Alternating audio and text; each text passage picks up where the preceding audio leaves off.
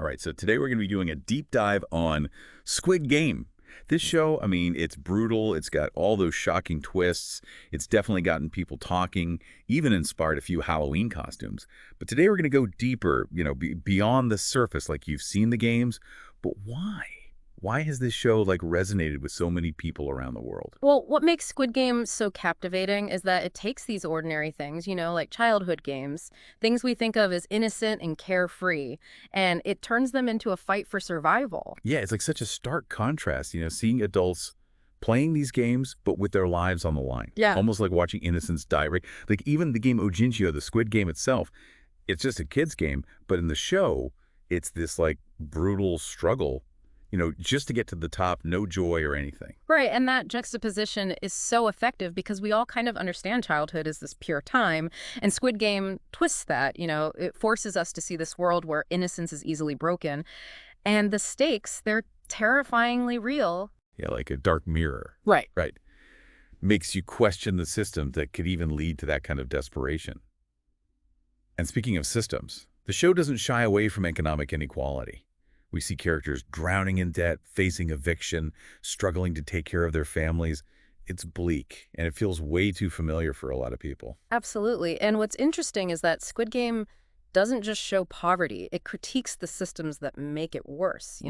It's full of these images and metaphors that show how empty that whole hustle culture thing is. And that gap between the rich and the poor, it just keeps getting bigger. Yeah, like the show's throwing that whole pull yourself up by your bootstraps idea right back at us.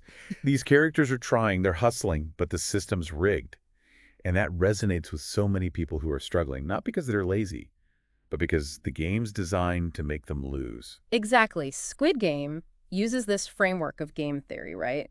Where people make rational choices based on the rules. But the show reveals that the rules themselves are unfair. So the outcome is rigged no matter what the players do. And that resonates with people who feel trapped by the economic systems, the ones they can't control. Like that saying, work smarter, not harder. But what if the system doesn't let you work smarter? What if the only option is to play a game you can't win?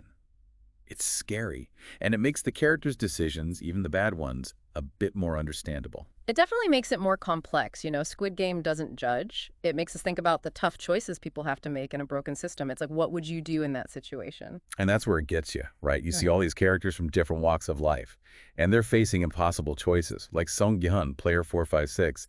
He's just a divorced dad trying to provide for his daughter. He's the everyman. Anyone who's felt financial pressure can relate to him.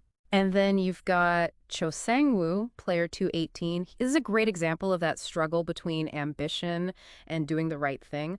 On the surface, he's this successful banker, but underneath, he's drowning in debt, just desperate to keep up appearances. Yeah, he's like the poster child for that pressure to succeed no matter what, even if it means sacrificing your morals, and it makes you think about all those real-world financial scandals, like those stories of corporate greed and just how far people will go for money and power. Totally. And then you've got Kang Sabayerk, player 067, Yeah. a North Korean defector, and her being in the game, it adds another layer to this whole inequality thing. It highlights what refugees go through, that desperation that pushes people to make these huge choices. Right. Her story isn't just about escaping poverty. It's about escaping an oppressive regime, trying to find freedom, a better life for her family. It adds this whole other level to the idea of survival in the show. It's not just about staying alive. It's about keeping your dignity, your humanity, even when you're facing just unbelievable cruelty. And all these characters, with their different backgrounds and reasons for being there, they make us question the idea of choice. Are these players really free to choose what they do in the game? Or are they just pawns in a system that's using them? That's a great question, because on the one hand, they did volunteer to play, but they're so desperate, they have so few options. It almost feels like they're forced to be there. Like the show's saying, yeah, you have free will, but what's that even mean when you have no real choices? It's this brilliant critique of how the illusion of choice hides inequality. And speaking of systems, we can't ignore those masked guards and the VIPs. They represent this chillingly detached elite, the people who profit from other people's pain. They're even entertained by it. Yeah, they're like the face of that eat the rich anger that's everywhere these days, the 1% versus the 99%. And the fact that they're masked hidden behind that power and anonymity. Hmm. It just makes them even creepier, you know? Like they're so disconnected from what their actions cause, they have no empathy left. Right. It reflects this real fear about how wealth and power are concentrated in the hands of so few.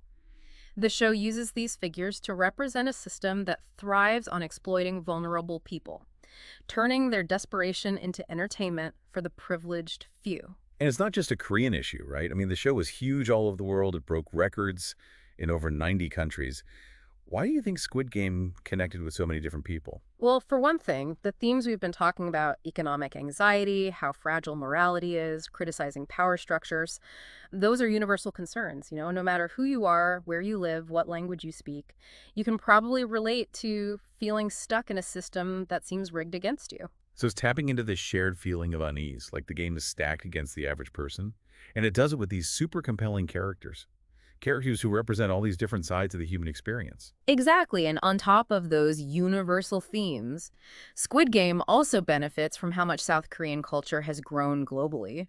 From K-pop to Korean movies, there's this surge in interest in their storytelling, their aesthetics, their social commentary. It's like Squid Game rode that wave of cultural fascination and turned it into something really powerful. It went beyond just entertainment. It started real conversations about what's going on in the world. And it's kind of crazy how the show's popularity, like, it went beyond the screen, you know?